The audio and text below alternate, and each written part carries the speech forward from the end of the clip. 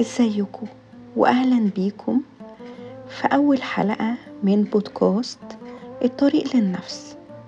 معايا في رمضان كل اسبوع حلقتين هنقعد فيها مع بعض كأننا في جلسة حية، بنتكلم بصراحة من غير حواجز عن اللي جواك وعن الأسئلة اللي بتفكر فيها وانت لوحدك.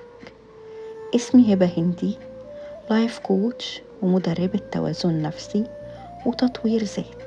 ودلوقتي خليني أسألك سؤال، آخر مرة حد سألك انت مين جاوبته بإيه؟ بتعرف نفسك للناس ازاي؟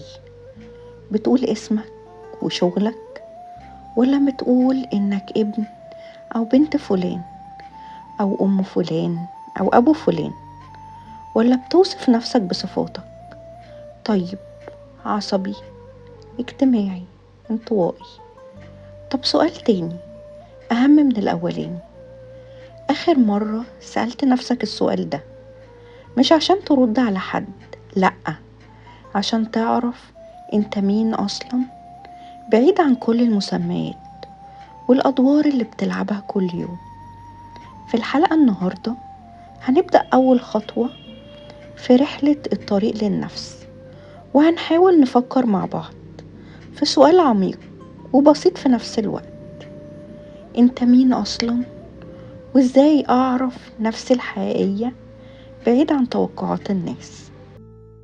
تعالوا نتخيل لحظة صغيرة، لو قفلت على نفسك باب الأوضة وقعدت لوحدك من غير تليفون ولا مشتتات، والأول مرة من زمان بتسأل نفسك أنا مبسوط؟ أنا مرتاح؟ أنا عايش حياتي ولا حياتي هي اللي عايشاني؟ في اللحظة دي بتلاقي نفسك مش عارف تجاوب بسهولة. تفتكر ليه؟ لأننا طول عمرنا بنعرف نفسنا من خلال مرايات برانا، مراية الأهل، مراية المجتمع، مراية الشريك، مراية الأولاد، ومراية الشغل. من واحنا صغيرين بنسمع خليك مؤدب عشان الناس تقول عليك إنك مؤدب، ما تعملش كده علشان عيب، الشخص الناجح بيعمل كذا، الأم المثالية، الأب المثالي بيعمل كذا. وفجأة بنلاقي نفسنا بنلبس قناع وراه قناع تاني، وناس كتير بتكبر وهي مش عارفة هي مين أصلا، هي مين أصلا من غير الأقنعة دي. في علم اللايف كوتشنج احنا بنسمي الحالة دي فقدان الاتصال بالذات الحقيقية. يعني ببساطة كده ان الشخص بيبعد عن نفسه الحقيقية لدرجة انه بيفقد القدرة انه يعرف هو بيكره ايه اصلا، او بيحب ايه، او عايز ايه من الحياة. والمشكلة الاكبر انك ممكن تعيش عمرك كله وانت شايف نفسك من خلال عيون الناس، تسمع كلام اهلك قالوا عليك كذا، وجوزي عاوز كذا، والمجتمع بيقول كده، وتنسى سؤال واحد مهم، انا عاوز ايه لنفسي انا؟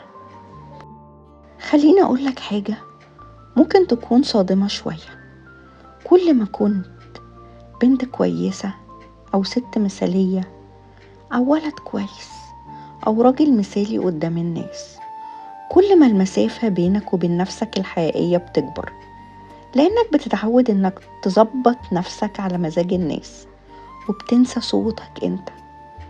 بس في لحظة معينة بتكتشف انك تعبان من جوه ومن غير سبب واضح، عندك كل حاجة، بيت، عيلة، شغل، بس في حاجة ناقصة، احساس غريب انك مش عايش حياتك، ان في نسخة منك جواك عاوزة تطلع لكن خايفة.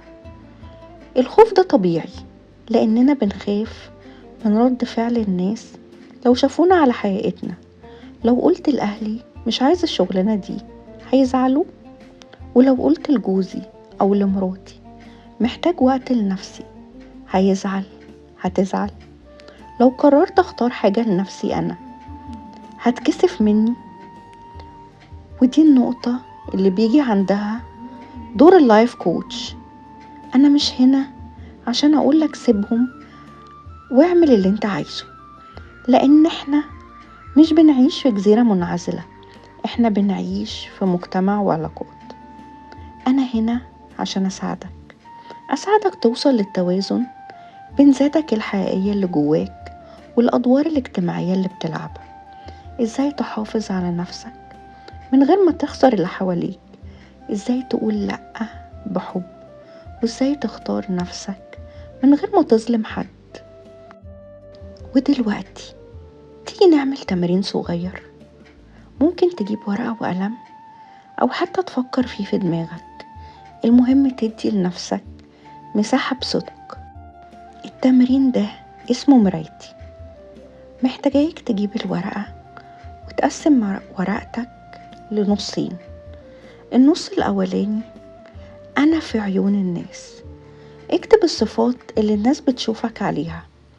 أهلك بيقولوا عنك إيه، صحابك بيوصفوك إزاي، وفي الشغل أنت معروف بإيه. على سبيل المثال مسؤول، شخص جاد، طيب، بشوش، متسرع كده يعني. وفي النص التاني أنا في عيون نفسي.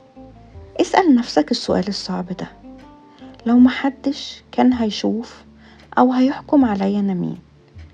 إيه الحاجات اللي هعملها عشان الناس؟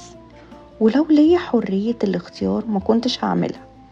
إيه الحاجات اللي بحبها بس خايف أظهرها عشان الناس قالت لي مرة إن ده مش مناسب ليا؟ لاحظت حاجة؟ كتير من الصفات اللي في القسم الأولاني ممكن تكون صفات حقيقية فيك، بس الفرق إنك ممكن تكون بتمثلها أو بتضخمها عشان ترضي الناس. المهم إنك ترمي كل الصفات دي وتقول أنا مش كده. الهدف إنك تبدأ تميز بين نفسك الحقيقية اللي بتحسها من جواك، وأنا اللي بتظهر قدام الناس عشان أحمي نفسي أو عشان أرضيهم. وكل ما الفرق بين الاتنين هيقل، كل ما هتحس براحة نفسية أكبر. طيب، عشان نبدأ رحلة العودة لنفسنا الحقيقية، في 3 خطوات صغيرة تقدر تبدأها من النهاردة. أول خطوة: خد 10 دقايق صمت كل يوم. أيوة، 10 دقايق بس. 10 دقايق دول من غير تليفون ولا كلام ولا مشتتات، تقعد فيها مع نفسك. خليك في الصمت ده واسمح لأفكارك تخرج، واسمعها من غير ما تحكم عليها. الخطوة التانية إنك تراقب نفسك في المواقف. لما تعمل حاجة عشان حد، وقف لحظة واسأل نفسك: لو أنا لوحدي في الدنيا دي كنت هعمل كده؟ الإجابة هتبدأ تكشف لك حاجات كتير جدا انت مكنتش بتاخد بالك منها. الخطوة التالتة إنك تسأل نفسك سؤال كل يوم الصبح. كل ما تصحى الصبح اسأل نفسك: أنا النهاردة عاوز إيه؟ مش عاوز الشغل والمسؤوليات، لأ، عاوز إيه لأني أنا. ممكن تكون عاوز تشرب قهوتك في هدوء، أو تتمشى، أو تقرأ.